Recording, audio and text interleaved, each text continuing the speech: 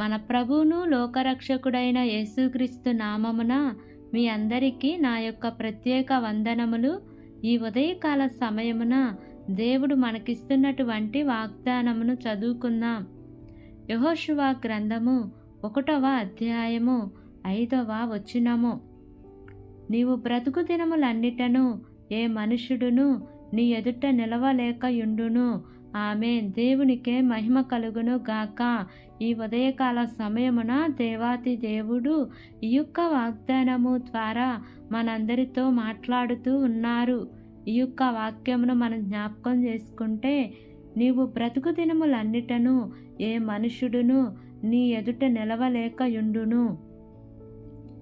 దేవుడు మన ఎదుట ఎవరు నిలబడకుండా ఆయన మన పక్షమున నిలబడి గొప్ప కార్యములు చేయగలిగిన దేవుడు. ఈరోజు నీకు అనేకులు విరోధులు ఉన్నారేమో. నీవు చేస్తున్న పనిలో ఇబ్బంది కలిగించాలని అనేకులు పొంచి ఉన్నారేమో. కానీ నీవు దేవుని పక్షమున నిలబడగలిగితే, దేవుని యందు నీవు స్థిరపరచబడి నిలబడగలిగితే, నిశ్చయముగా ఎవరు నీ ఎదుట నిలబడకుండా దేవుడు నీ శత్రువులందరినీ అణిచివేయగలిగిన దేవుడు.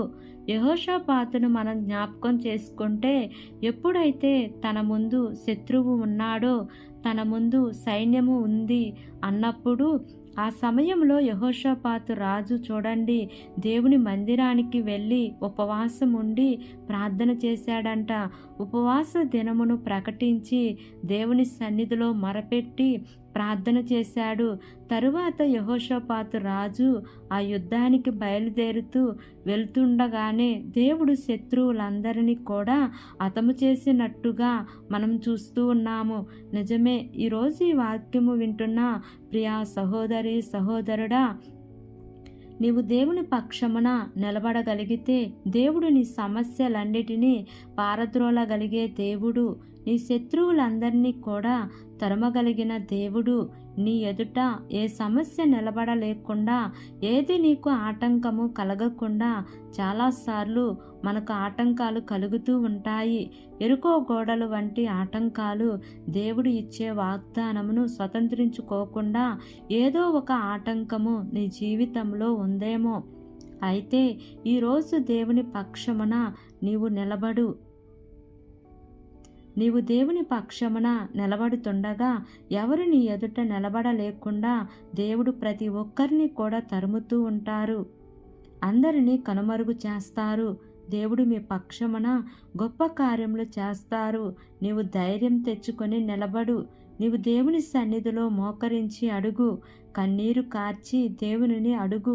దేవుడు నీ పక్షమున ఉండబోతున్నాడు గనుక ఈ వాగ్దానమును నమ్మి ఈ వాగ్దానం ప్రకారంగా జీవిద్దాం. దేవుడి వాగ్దానము మనందరి జీవితములలో నెరవేర్చబడును గాక. ఆమేన్. ప్రార్థన చేసుకుందాం. ప్రేమ కలిగిన యేసయ్యా, కృప కలిగిన దేవా, నీకు వందనాలు తండ్రి. నీకు స్తోత్రములు ప్రభువా. ఇంతవరకు నీ కృపలో మమ్మల్ని కాచి కాపాడిన విధానాన్ని బట్టి నీకు వందనాలు తండ్రి. ఈ ఉదయకాల సమయమున మీరు మాకిచ్చినటువంటి ఇటు వాగ్దానాన్ని బట్టి నీకు వందనాలు ప్రభువా. నీవు మా పక్షమున ఉండగా మాకు విరోధి ఎవరు ఉండలేరు తండ్రి. నీకు స్తోత్రములు ప్రభువా. అయా, ఈరోజు ఎవరైతే ఈ వాక్యమును వింటున్నారో వారందరినీ ఆశీర్వదించండి ప్రభువా. వారి ఎదుట ఏ సమస్య అయితే పొంచి ఉందో అయా, ఈ బిడ్డలు నీ మాటలు విని నీ తట్టు తిరిగి నీ పక్షములో యెహోషాపాతు రాజు అయా నీ సన్నిధిలో మొరపెట్టినట్లుగా ప్రభువా, నీ ప్రజలు నీ సన్నిధిలో మొరపెట్టుచుండగా వారికి విరోధంగా రూపించబడిన ప్రతి ఆయుధాన్ని నిర్మూలపరచండి ప్రభువా. ప్రభువా, కృప చూపించండి దేవా. వారిని ఆశీర్వదించమని అడుగుచున్నాను తండ్రి. నీకు స్తోత్రములు దేవా. మా దేశమును జ్ఞాపకం చేసుకోండయా. దేశ ప్రజలను జ్ఞాపకం చేసుకోండయా. దేశంలో పరిపాలిస్తున్న పనిచేస్తున్న ప్రతి అధికారుల కుటుంబాలను జ్ఞాపకం చేసుకోండి అయ్యా. వారందరికీ మంచి ఆరోగ్యంను దయచేయండి అయ్యా. వారు చేస్తున్న పనుల్లో మీ యొక్క సఫలతను ఉంచండి దేవా. ఈ దినము నూతనంగా ప్రారంభిస్తున్న ప్రతి కార్యక్రమంలో యేసయ్యా మీరు ముందుండి నడిపించండి ప్రభువా. ఈ దినము ప్రయాణం చేస్తున్న ప్రతి బిడ్డను జ్ఞాపకం చేసుకోండి అయ్యా. వారి యొక్క ప్రయాణాల్లో క్షేమాన్ని ఇవ్వండి తండ్రి.